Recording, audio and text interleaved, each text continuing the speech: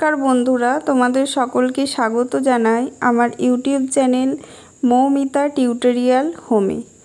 আজকে আমরা আলোচনা করব চতুর্থ শ্রেণীর বাংলার তেতসুগো কুরুয়ানাগির লেখা তত্ত্বচানের অ্যাডভেঞ্চার গল্পের প্রশ্ন উত্তরগুলি তোমাদের করে দেয়া হয়েছে। প্রশ্ন উত্তরগুলি তোমরা দেখে নাও। হাতে কলমে প্রশ্ন উত্তরের একের দাগে আমরা চলে যাব। প্রথম প্রশ্ন কি আছে? তত্ত্বচান শব্দটির অর্থ কী? উত্তর কি হবে? তত্ত্বচান শব্দের অর্থ হলো খুব ছোট খুকু বলতে যা বোঝায়। দুইয়ের প্রশ্ন আছে তত্ত্বচান বইটির লেখিকার নাম কি? উত্তর তত্ত্বচান বইটির লেখিকার নাম তেতসুগো কুরুয়ানাগি। তিনের দাগে চলে যাই। নিচের এলোমেলো বর্ণগুলি সাজিয়ে শব্দ তৈরি করো।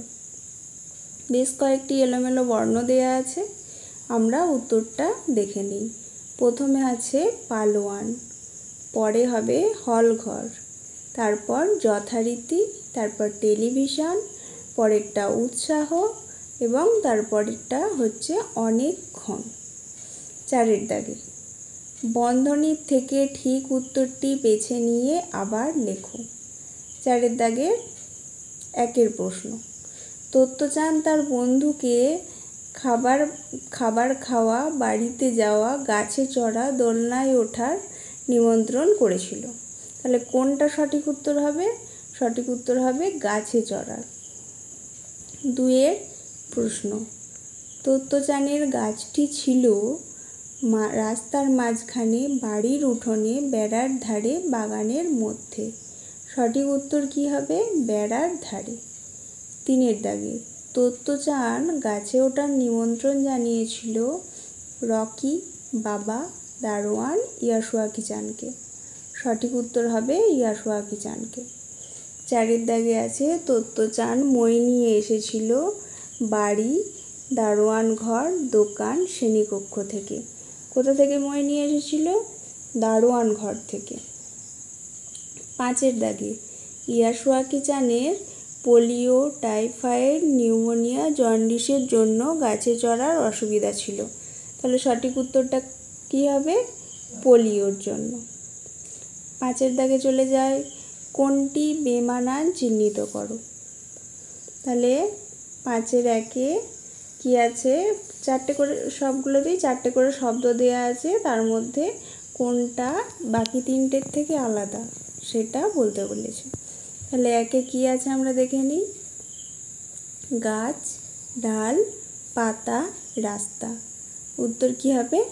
রাস্তা। পাঁচের দুইয়ে আছে হলঘর, কলঘর, উঠোন, চিলেকোঠা। উত্তর হবে উঠোন। তিনে আছে সিঁড়ি, মই, তাঁবু, ধাপ। উত্তর কি হবে? তাঁবু। আচ্ছা, পাঁচের দাগে চারেরটা আছে মার্কিন যুক্তরাষ্ট্র, জাপান, বাংলাদেশ, পশ্চিমবঙ্গ। উত্তর হবে পশ্চিমবঙ্গ। পাঁচেরটা আছে সুমো, বক্সিং, ব্যাডমিন্টন, ক্যারাটে। উত্তর কি হবে? ব্যাডমিন্টন। এবার ছয়ে চলে যায় ঘটনা অনুযায়ী সাজাও। কয়েকটা বাক্য দেয়া আছে, কোনটা আগে কোনটা পরে ঘটেছিল গল্পের মধ্যে সেগুলো সাজাতে বলেছে। আমি একটা করে লাইন বলে উত্তরটি সরাসরি বলে দিচ্ছি। একে আছে গলায় টিকিটটা ঝুলিয়ে তত্ত্বচান স্কুলে গিয়ে দেখলো ইয়াসুয়াকি চান ফুল গাছগুলোর পাশে দাঁড়িয়ে আছে। এটা হবে 2 নম্বর। আচ্ছা, পরেরটা আছে সেদিন তত্ত্বচান ইয়াসুয়াকি চানকে ওর গাছে ওঠার নিমন্ত্রণ জানিয়েছিল। এটা হবে 1 নম্বর।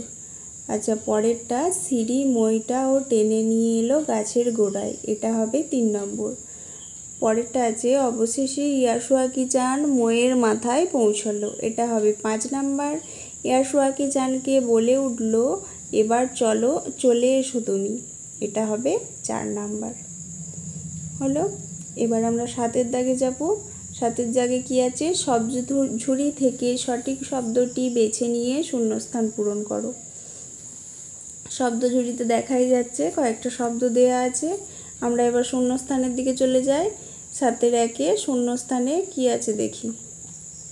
7-এর 1-এ আছে ড্যাশতে সবার একটা করে গাছ ছিল। কোথায় ছিল? তমইতে।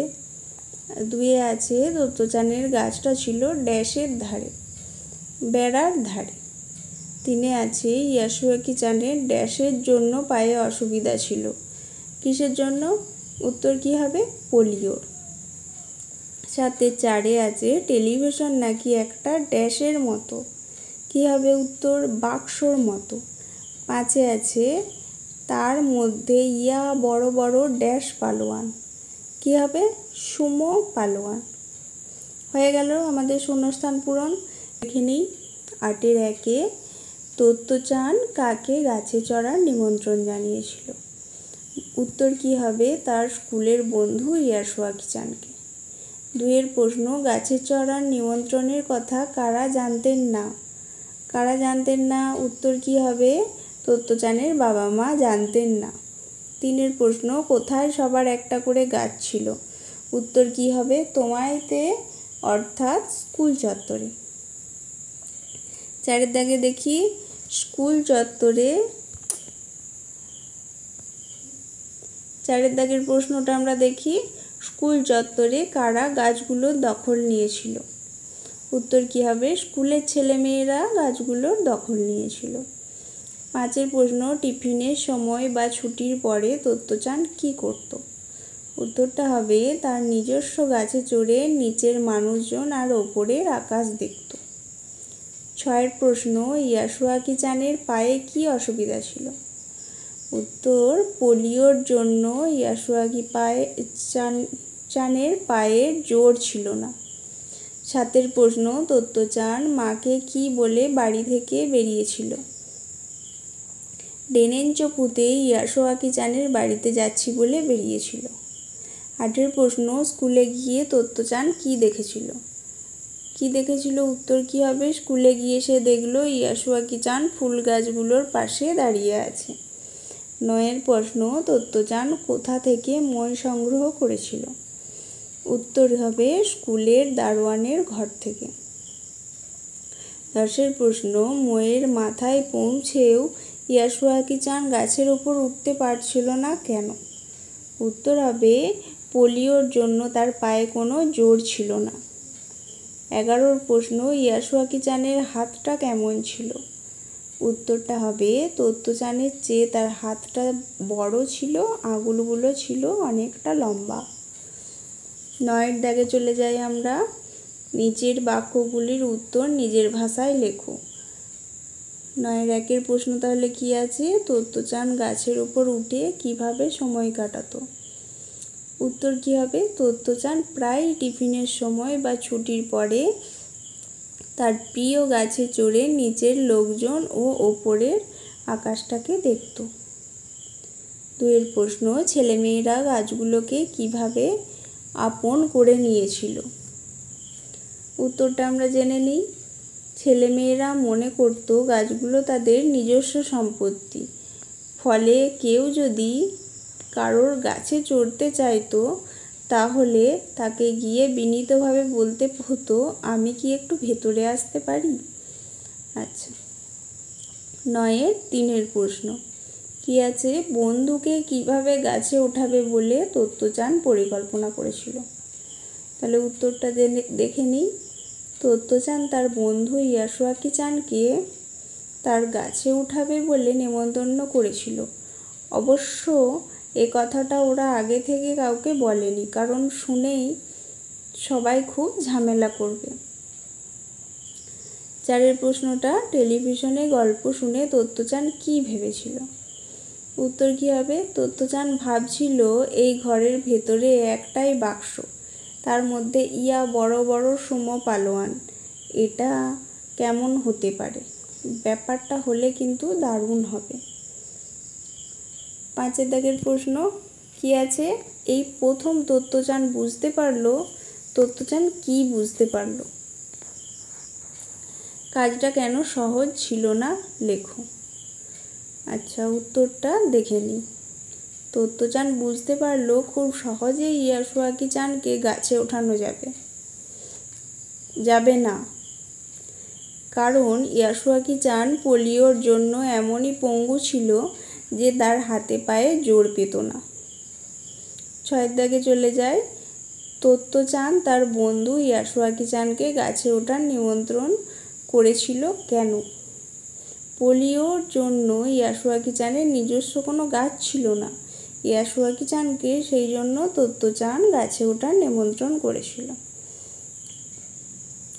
পরবর্তী প্রশ্নগুলো আমি তোমরা কমেন্টে জানাবে, যদি প্রয়োজন হয় আমি পরের ভিডিওতে পরবর্তী প্রশ্নের অ্যান্সারগুলো দিয়ে দেবো। আমরা সরাসরি চলে যাব 10 দাগের কি আছে। 10 দাগের প্রশ্ন কি আছে দেখে নেব। 10 দাগে আছে প্রতিশব্দ লেখো। প্রতিশব্দ কি আছে? গাছ, মাটি, সূর্য, রাস্তা, আকাশ। এই শব্দগুলোর প্রতিশব্দ লিখতে বলেছে। আমরা করে নিই এক এক করে। গাছ, গাছের প্রতিশব্দ হবে বৃক্ষ, পাদপ, তরু, বিটপ। মাটির প্রতিশব্দ মৃত্তিকা, ভূমি, ক্ষেত্র, জমি, ভূমাতা। সূর্যর প্রতিশব্দ অর্ক, অগ্নি, দীনবন্ধু, দিবাকর, দিনমণি। রাস্তার প্রতিশব্দ মার্গ, সরণি, পথ। আকাশের প্রতিশব্দ গগন, অম্বর, অন্তরিক্ষ, মহাশূন্য, বোম। 11 দাগে আছে বর্ণ বিশ্লেষণ করো। শব্দগুলো দেয়া আছে, বর্ণ বিশ্লেষণগুলো এক এক করে আমরা দেখে নেব। আছে তর। কি হবে বর্ণ বিশ্লেষণ? ত যোগ অ যোগ র যোগ অ যোগ ত যোগ অ যোগ র। পরেরটা হবে আছে ছোট খাটো। বর্ণ বিশ্লেষণটা করে নিই। ছ যোগ অ যোগ ট যোগ অ যোগ খ যোগ আ যোগ ট যোগ অ। পরেরটা আছে ভয়ানক। ভ যোগ অ যোগ অন্তস্থ জ যোগ আ যোগ ন যোগ অ যোগ ক। পরেরটা আছে লাজুক। ল যোগ আ যোগ বর্গীয় জ যোগ উ যোগ ক।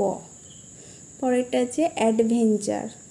আ যোগ অঞ্জ যোগ আ যোগ ড যোগ অ যোগ ভ যোগ এ যোগ ইয় যোগ জ যোগ আ যোগ র।